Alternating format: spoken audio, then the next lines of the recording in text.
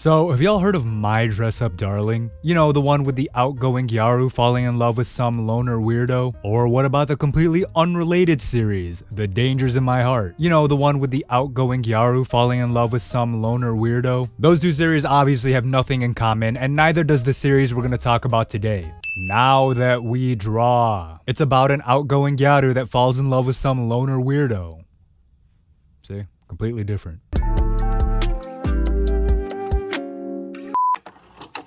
What up, y'all? It's the homie Dame, and welcome to the first manga spotlight video of 2026. Actually, it's been over like a year since the last time I did something like this, but who's really keeping track, am I right? Now That We Draw is a rom-com series that recently had an anime adaptation announcement, which was perfect timing because I recently had been reading it. So now I'm gonna talk about it, because it sucks.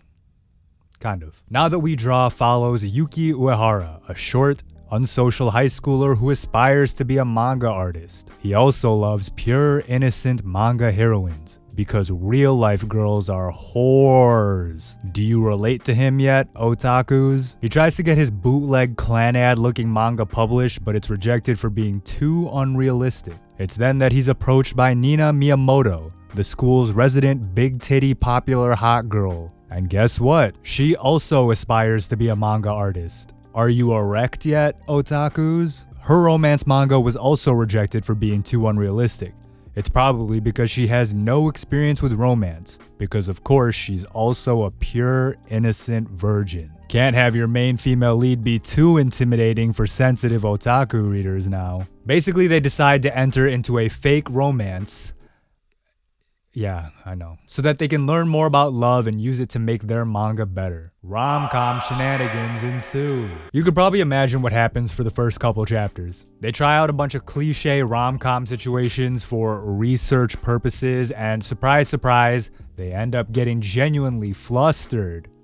Gasp. Could they potentially be developing real feelings for each other? My goodness, this manga is just breaking new ground. Oh, and of course, there's plenty of ass and titties to be seen. It's like as blatant as it gets. Because I mean, what else would you be reading this for? Am I right? So as you can see, this is already like the most cookie cutter 2020s rom-com out there. For some reason, it feels like the rom-com meta these days is to have tall girl, short guy. Because like obviously popular girl and loner guy is something we've seen all the time, even in like Western films. But Now That We Draw, of course, is on the cutting edge of rom-com development because now they're combining the two. But it also adds in the element of hot girl who has the same dorky interest as you, Mr. Otaku. You probably get the gist of things now, right? This is a very wish fulfillment rom-com manga. But if that's all it was, there really wouldn't be a point to making a spotlight video, yeah? Me personally, I think Now That We Draw rides the very fine line between so bad it's bad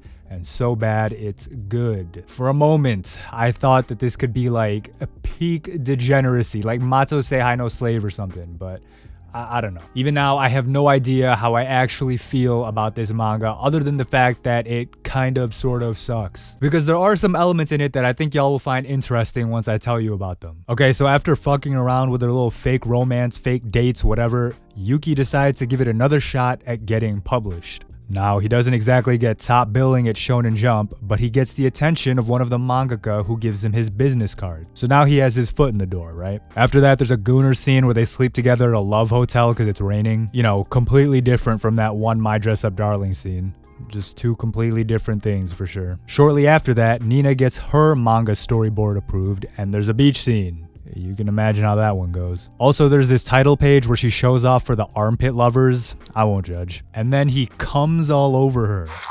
With ice cream, YouTube. It's ice cream. Look, don't get me in trouble. So after all of that deep, engaging plot, we get back to the less interesting plot when Yuki starts working as an assistant/intern at the manga publishing spot. Now, let me stop right there and say, up until this point, the manga was just like a fairly run-of-the-mill incel otaku wish fulfillment story, like I said before. It's relatively harmless, but sort of fun to read if you just want silly, gooner rom-com shenanigans. But then it gets to the point where it diverges, like it's it's Doctor Strange seeing 6 million possible futures or something. There is a world where Now That We Draw could have been a good introspective romance on the level of like, you know, like we were saying, The Dangers in My Heart or My Dress Up Darling or whatever. That reality exists somewhere out in the vast multiverse. But the mangaka of this series, Kyo Takahata, was like, you know, we need something to drive up engagement. You know, the readers might get bored seeing ass and titty shots all the time. What can we do to stir up some drama? Enter Shiori. Yep.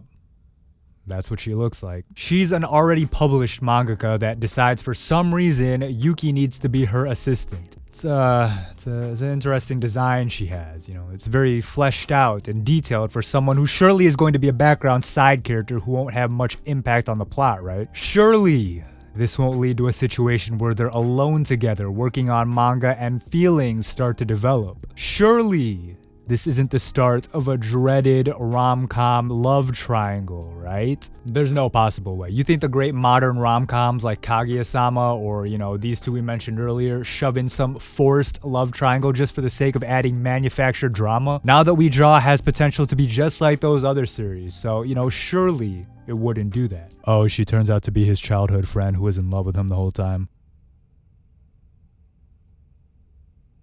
What a twist. But we also have another point of divergence, I guess, where things could have been good. So Nina also gets a gig working as an established mangaka's assistant.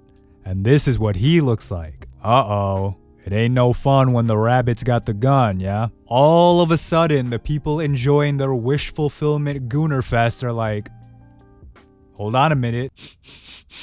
Is that NTR bait I smell? Now things can get really interesting, right? You can explore how their feelings for each other really get tested when other potential suitors get thrown into the mix. You can do a commentary on the trope of, you know, it's okay when the male MC gets a harem, but it's a problem when the female MC even looks at another man. That's an angle you can explore. And you can also lean into the manga business aspect of it, which is supposedly what this series is all about. You know, what does it mean to work under someone you find attractive or have feelings for? And how can you stay loyal to someone you really love when you likely spend more time in your day working with some other person? So many potential interesting angles and concepts to explore and to, oh, she's completely uninterested in him and it was all just bait that gets resolved like 2 chapters later. But that stuff with Shiori being a love rival, yeah, that's still on. In fact, that's what the rest of the manga is about. So yeah, the only sort of interesting thing that could happen in this manga ends up going nowhere, and we get embarrassing will they, won't they nonsense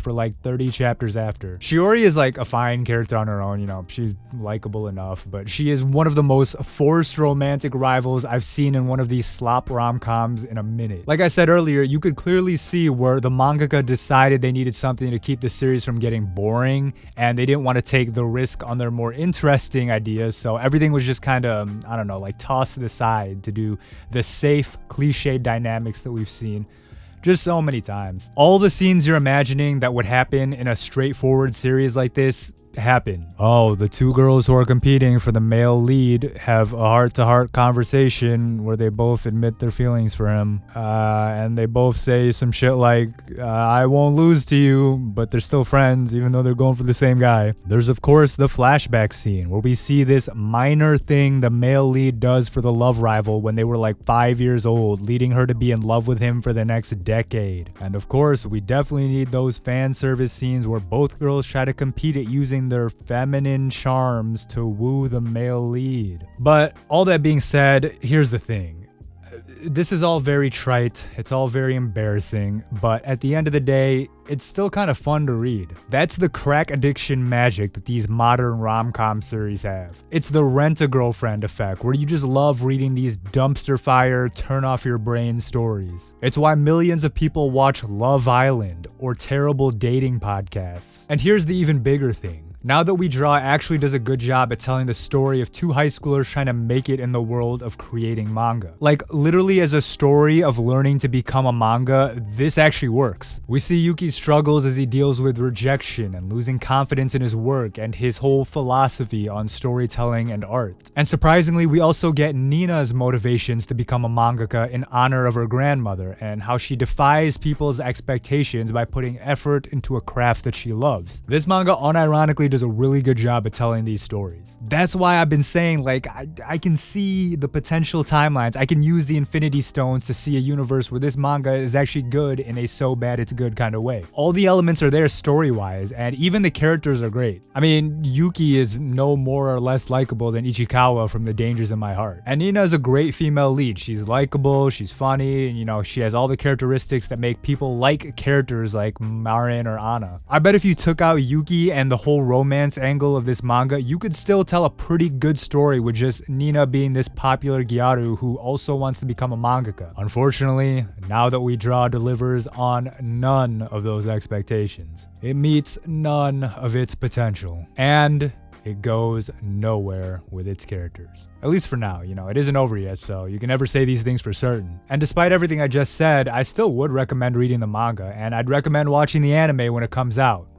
I know I'll probably watch it. It's going to be very dumb, it's going to be very embarrassing, but there's nothing wrong with watching something like that once in a while. It's like going to McDonald's once in a blue moon. It's not going to kill you or anything. But yeah, that's all I wanted to say about Now That We Draw. I just get a kick sometimes out of reading slop like this, so when the anime got announced, I knew that I had to do a spotlight video because I enjoy sharing slop almost as much as I enjoy reading it. So if you enjoyed the video, leave a like, subscribe, and donate to Patreon to support the channel. Otherwise, that's the video. Peace.